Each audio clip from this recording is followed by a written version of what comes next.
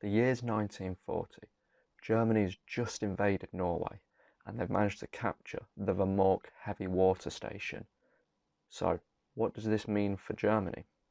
Well, being under new management, it now means that they can use the heavy water facility to make leaps and bounds towards producing the first atomic bomb. They used the heavy water that was produced at the station as a moderator to control and slow the fission process, which is pivotal for creating a nuclear weapon. Now, we all know that the Germans were not the first people to develop and utilize a nuclear bomb. That was the Americans. So what went wrong for Germany?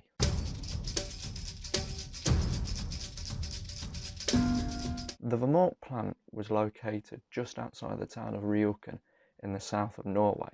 Now, this was also found in between mountains, and the plant was used to produce heavy water and export it to other places.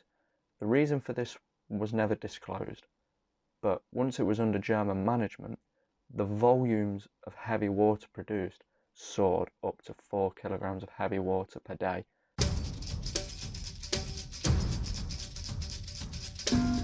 Upon invasion, there was a Norwegian underground resistance which was formed to remove Germans from power in Norway, and a member of that resistance was Leif Tronstad.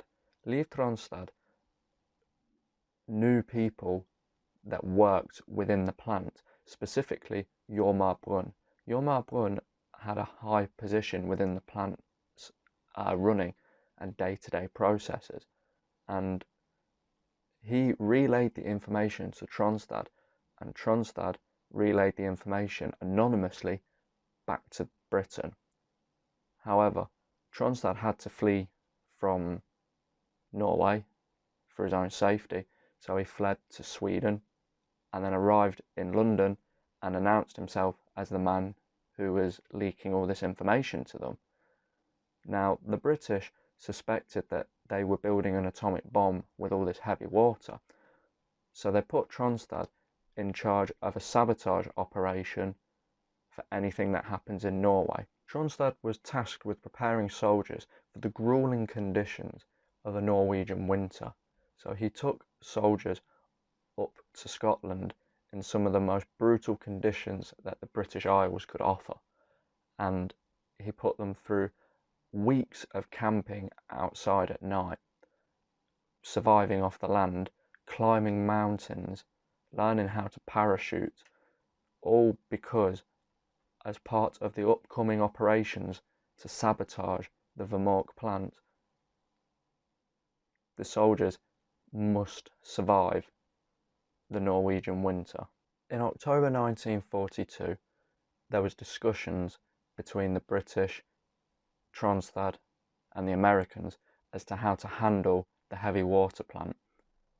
The Americans wanted to just bomb the plant, as the Americans would, but Tronstad was against this because the plant also created a product called liquid ammonia, and if the storage tanks for the liquid ammonia was hit, it could produce havoc for the people living in Rjukan.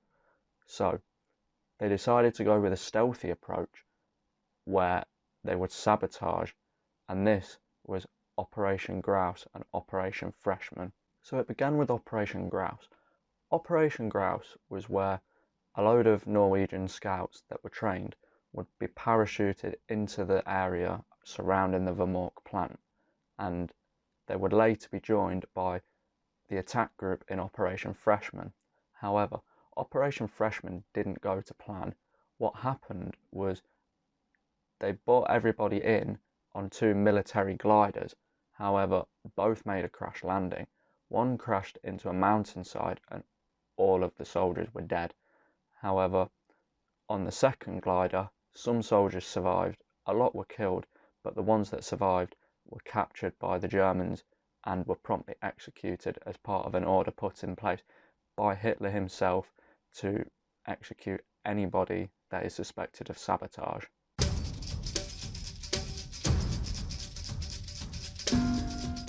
Operation Gunnerside was the next phase of the sabotage. This was where there were operatives who were parachuted in instead of on military gliders, and they were told that they needed to rendezvous with Swallow, and Swallow were part of Operation Grouse, the initial scouts who survived their landing. They were renamed, and it took 5 days for them to rendezvous in February 1943, and then discussions would take place as to what the next step of the plan was to infiltrate the Vermont plant. Once Swallow and Gunnerside had made contact with each other, they discussed 3 options. Option 1 was to scale down the mine-covered mountain straight to the plant. Option 2 was to try and cross a heavily guarded bridge.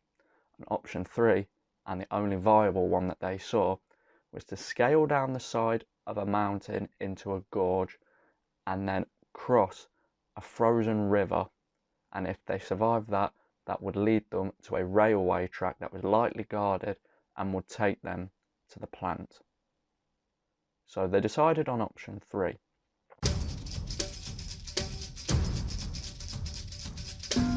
Upon arrival at the plant, they used a quiet metal cutter to get over the fence. Well, I should say get through the fence. And once they were into the grounds of Vermont, they looked for a way in. Now they had a side door that they thought they could use, but the side door was locked, so they couldn't use that. So the setup for this operation, there were 4 bombers and there were 4 people that were covering them. 2 of the bombers found an entrance through an access tunnel which led into the plant, and they were able to set a 30-second timed bomb up, and the other 2 had to smash a window and get in, and they also managed to stealthily lay their bombs. Upon exit, the explosions were not as loud as what they thought it would be, and they were sure that they had completed it as they heard the explosion, and all of them fled, and there were no casualties. They fled in different directions, and the job was a success. The heavy water plant was destroyed and put out of action.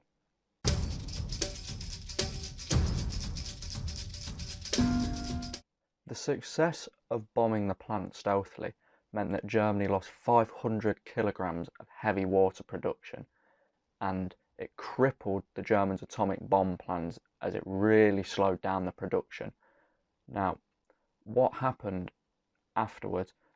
Eventually, a couple of months later, the Germans managed to get Vermont back in working order.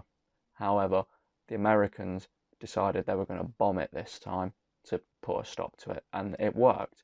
The Germans did stop producing it once they were crippled a second time, and any shipping containers that were found and tracked down with heavy water in were destroyed before they could even be delivered to the atomic bomb testing. Now, what happened when the plant was bombed and put out of action completely was exactly what Tronstad had feared. 22 Norwegians living in Rjukan had lost their life as a side effect of bombing the plant, which was exactly what Tronstad warned and was heavily against. And unfortunately, it puts a sour note on this story because it was such a well-planned and thought-through process with minimal people dying compared to the numbers you see in the Second World War. And unfortunately, to put a stop to it, it meant having to sacrifice civilian lives. And we also have the soldiers who died on the gliders, which was a silly decision in hindsight, instead of parachuting in. But looking at the bigger picture, what would have happened if Hitler had got his hands on an atomic bomb? We don't know, but we do know that that didn't happen, and this played a massive contributing factor in stopping the Germans from getting a huge advantage over everybody else in the Second World War. Whether they would have won the war with the atomic bomb, we don't know. It's impossible to predict and tell. But whether they won the war or not, there would have been a lot of damage, a lot more lives lost.